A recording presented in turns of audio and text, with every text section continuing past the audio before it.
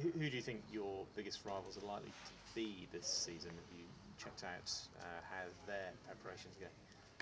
Our biggest rivals are injuries, and have been for a couple of years, unfortunately. But if we can steer clear of that, I don't really think we've got anybody to fear as such. We respect every other team that's taking part in this competition, but it's what we do, I think, and there are some good teams out there without a doubt, but concentrate on what we're good at, and hopefully that'll be enough. Down to 8 clubs, I think it's the Elite League itself this year is slightly stronger. The fast track system has improved. You know, there was something that was trialled last year, and yes, there were problems with it, but relatively speaking, it was successful for the majority of clubs. Everybody wanted to run with it again, obviously with a bit more depth, a bit more quality, and I think we've managed to do that as a whole. There are other clubs, other countries that you know, all is not, you know, what it appears to be in some respects in certain countries. And I think in the UK we've sort of held firm. It's been a bit rocky at times, but I think we're on the way up now, and I think there's a good future ahead for UK Speedway. Niels is obviously the shining light in terms of being a #1 and that sort of stuff. Do you think we've got to be a little bit patient with him because he has obviously had such a serious injury? It might take him a little while to hit the top gas.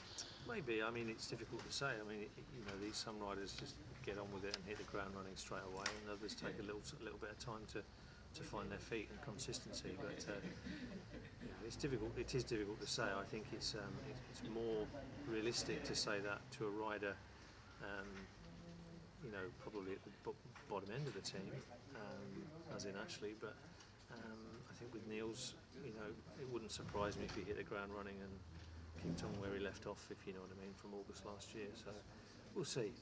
Obviously, if he does take his time, then you know, he knows he's got the full support of the club to get himself back up to speed. In terms of Ashley, you took your time in finding that replacement like you said you would. Just fill us in on that one. You just wanted to keep your options open and waiting for the right man and green light and crack on, I suppose. Yeah, we did. When we looked at the draft and we were last pick, as everybody knows, and the options that were available to us, Ashley was first or the highest on the second tier at that time. But because of his uncertainty with his injury at that time, not even he knew whether he would be cleared to ride or fit to ride. So we didn't want to put any pressure on him to, you know, to be in a situation where he had to be fit and ready. So hence we picked Joe Jacobs. That didn't work out, as we all know, and we wanted to then wait and see what Ashley's situation was before we put into a position to name a rider. Unfortunately, he was given the all clear at the end of January and practiced and came here, and Rory and Niels were here, and you know, both said he needs to be the man. So. This is your 5th season at Lynn, but a lot of your other clubs in Europe, you're really settled there as well. How key is that for you? Do you think it brings the best out of you once you are settled at a club? I think if you, it depends if you're happy or not. You know, sometimes you can be too long at the same place as well, and it sort of becomes a sleeping pillow, and you start to, I don't know, relax and stuff. And I don't think this is the case now.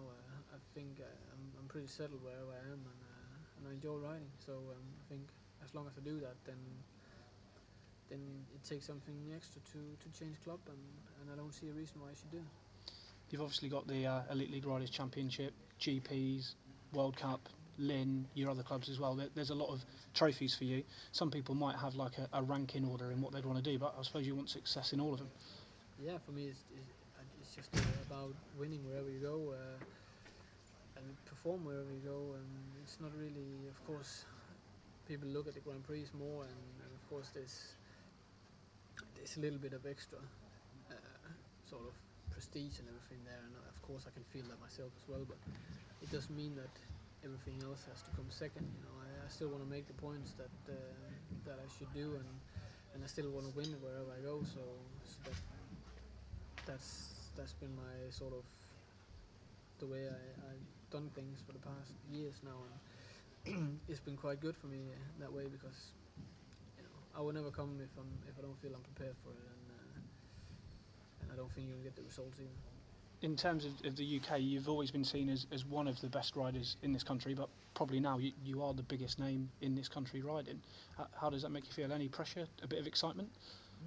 Not really. You know, I just again that was last year and the year before and whatever. You know, so far I haven't scored any points this year, so you know it's got to be done, and I can't really sort of relax on what I did last year. You know, and there's of course there's a bit of pressure, and there's also a big job to do, especially after coming back from injury, and sometimes it's not that simple and that easy to get back. You know, there's sometimes a few things that needs to be broken in your head and things like that. But I've done quite a few practices, and so far everything feels quite good. I don't really think much about what happened last year, so I think that's a good thing. And yeah, I feel ready to start the season. I feel ready to fill in the boots again.